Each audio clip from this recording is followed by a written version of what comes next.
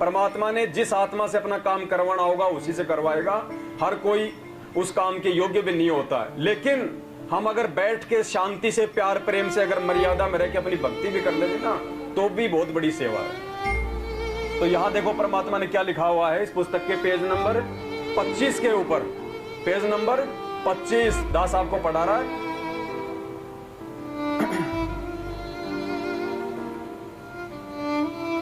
यहां परमात्मा ने एक वाणी का अनुवाद किया है। गरीब अगम अनाहत भूमि है, जहां नाम का दीप एक पलक बिछुरे नहीं, रहता नैनो बीच। अब नैनो बीच में परमात्मा कैसे रहता है?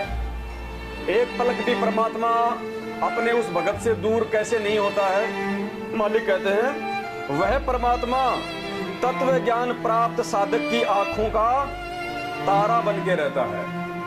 वह परमात्मा तत्व ज्ञान प्राप्त साधक की आंखों का तारा बन के रहता है, एक पल भी दूर नहीं होता।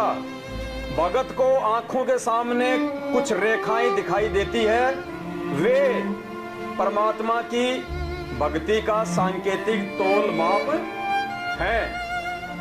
अब आगे चलिए, ये 3 एग्जाम्पल दिए परमात्मा ने इस पुस्तक में। अब है पेज नंबर 110।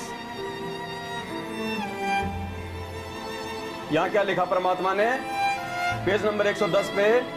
जिस भगत को वह भक्ति की कमाई रूपी रेखाएं दिखाई देती है, वह मोक्ष का अधिकारी हो चुका है। जिस भगत को अपनी आंखों के आगे जो रेखाएं सी होती है ना, मक्खी जैसी, जो ब्लैक ब्लैक से, जो दाग दाग से होते हैं, जिस भगत को वो दिखाई देने लग जाती हैं उसकी आंखों के सामने, तो गुरुदेव ने बताया कि ये पैमाना है कि उसकी भक्ति सही चल रही है, वो मर्यादा में है, वो मोक्ष का अधिकारी हो चुका है। और ऐसी भगत को, जिसको ये रेखाएं दिखाई देती हैं, परमात्मा उसकी आंखों का तारा बन के रहता है। क्या बन के रहता है? तारा। फिर पेज नंबर 137।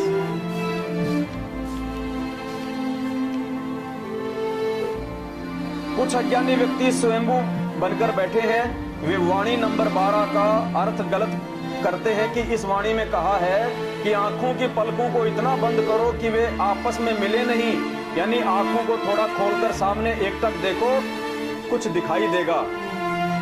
वह परमात्मा है। कुछ एक को अपनी आंखों के सामने वाली काली काली टिक्की या स्प्रिंग सा दिखाई देता है, उसी को परमात्मा का स्वरूप बताया जाता है। कुछ एक को कुछ नहीं दिखाई देता है, वे शर्म के मारे कह देते हैं हाँ कुछ दिखा, परंतु बाद में स्पष्ट बताते हैं कि कुछ नहीं दिखा। गुरुजी ने बार बार कहा तो हाँ भर ली।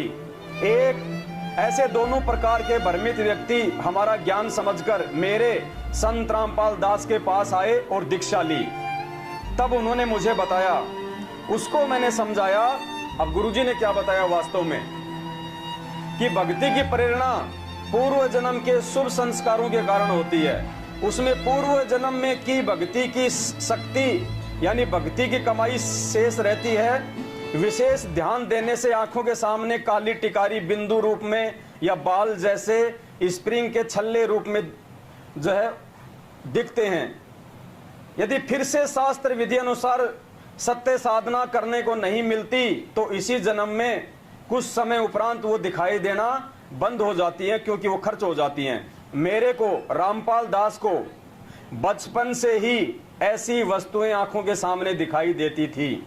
सोचता था कि मेरी दृष्टि कमजोर है, जिस कारण से ये काली काली टिकारियां दिखाई दे रही हैं। सन 1998 में गुरुजी से दीक्षा लेने के पश्चात वे और अधिक हो गई, तो मेरे को चिंता बढ़ गई कि शायद आंखों की दृष्टि कम हो गई। चेक करवाया तो आंखें ठीक मिली। एक दिन गुरुजी को बताया तो उन्होंने कहा कि ये तेरी भक्ति का धन है जो आगे बढ़ रहा है।